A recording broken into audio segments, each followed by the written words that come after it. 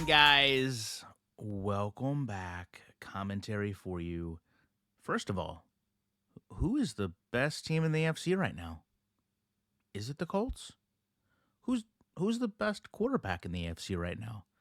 Well, at least in the Colts division, is it Daniel Jones? The reason I bring that up, and we'll probably touch on it toward the end, is these are real storylines that happen in the NFL every single year. Every single year. You have a position battle. You have a player like Daniel Jones come over in free agency, sometimes in a trade. You have them kind of upend the perennial starter, maybe that high draft pick.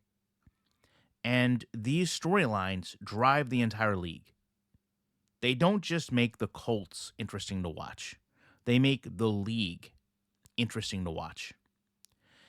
EA Sports has attempted to bring this into their game for years and years and years. One of the interesting things that also happened this year involves this team right here. My cousin Jake got cut from the 49ers, and a lot of people celebrated. But the reason he got cut was because he wasn't kicking field goals the way that he can kick field goals. I want to take that concept and look at this kick here. And I want to discuss all of the issues with this kick. Okay, first of all, we've got an absolute mess. You just saw the other night in the Colts game, leaping. Okay, these penalties that change kicks, change games. What is this player doing? Right, his goal is to block the kick. Do you mean to tell me that you don't have any pushing off in this? How do you even define this blocking? Right? I know there's a lot of Clints here, okay? I know we've got a lot of Clints here. There's a lot of Clints. But just look at the path this ball has to take to get through the uprights. The reason this kick is not impeded is because the animation is already set. Look at this mass of players.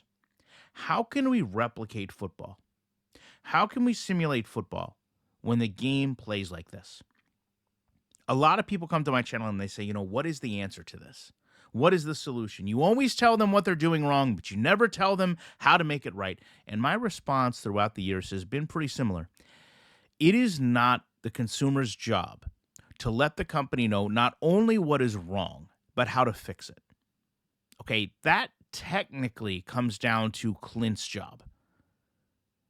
If you want to talk about how EA's structure is, you have social media managers that go out and get community feedback, whether it's from Twitter, whether it's from YouTube, whether it's from Metacritic reviews, whether it's from the beta reviews.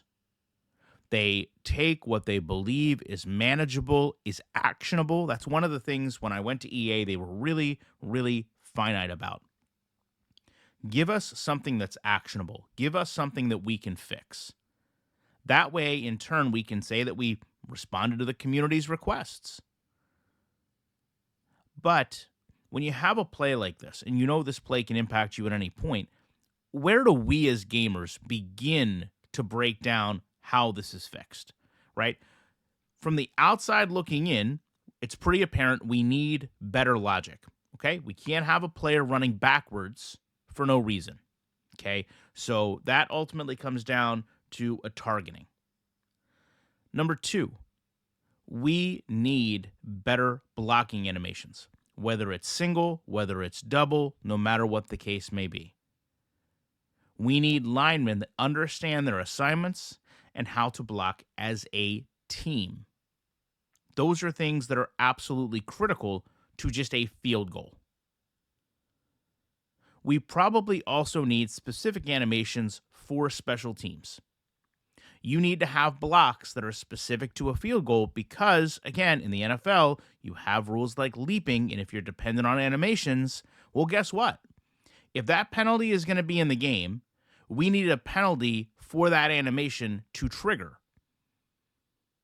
So you can sit there and tell me, well, you need a player that has low awareness. You need a player that has high jumping to even be in that position.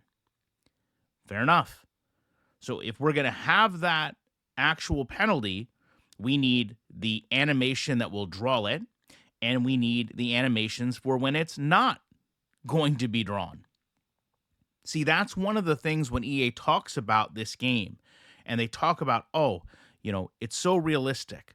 Clint says it can be used as an NFL training tool. What we have to understand is the common misconception in this community that people want a perfect game when they criticize this game never fails to fully understand that in order to actually have flaws in the game, design flaws like a penalty, you do need to have a perfect game.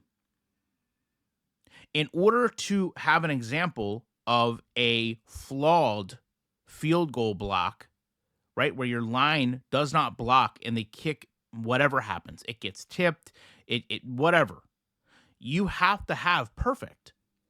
You have to.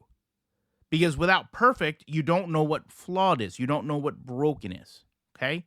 And those are big issues with this game. Okay? This game really struggles to get perfect down. It doesn't struggle to get broken down. It can do broken all day long.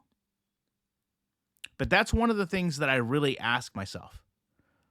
How far do we want this game to go? What is our expectation for this game? Right? When we sit here today, going into the third week of the season, and there are so many storylines, there are so many comeback stories, there are so many injury stories. Look at Joe Burrow. There's so many franchises whose fan bases are higher, some fan bases are lower. There's some teams exceeding expectations, there's some players exceeding expectations. How do you correlate that to a video game?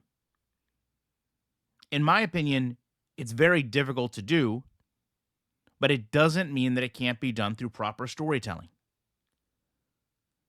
We also have to understand, with that same mindset, every play in the NFL is its own story. Every play has a win and a loss. For every massive run, there's key blocks. Jonathan Taylor this weekend had a huge run, got caught right about the 5-yard line. Colts never scored. The story of that play was the pursuit of the safety. If you go back and watch the play, it's absolutely beautiful. You can't be mad that your player gets tackled when the defense simply wants to win more than the offense wants to win. That's why we watch sports in general, not just the NFL. Sitting here and showing you one broken kick doesn't define that the game is broken. What defines the game as broken is all the other things that we never even scratch the surface on. I challenge you right now. Go start up your franchise. Flip Anthony Richardson to the starting quarterback as the Colts after week 3 and see if it becomes a storyline in your game. I guarantee you right now, if the Colts came out today and said, you know what, Daniel Jones played great the first 2 weeks of the season, we're leading the division. And because of that, we feel like now is the time to turn our trust back to our draft pick, to the person we picked to be the franchise. There's no better time for our leader to lead than right now. We've given him a step ahead of the competition. There's some room if he needs to falter and fail. There's some room that he can grow. And for the first time in a long time, when I can start these videos by telling you how great the Colts are, there is no way that I cannot be back in the week with more commentary.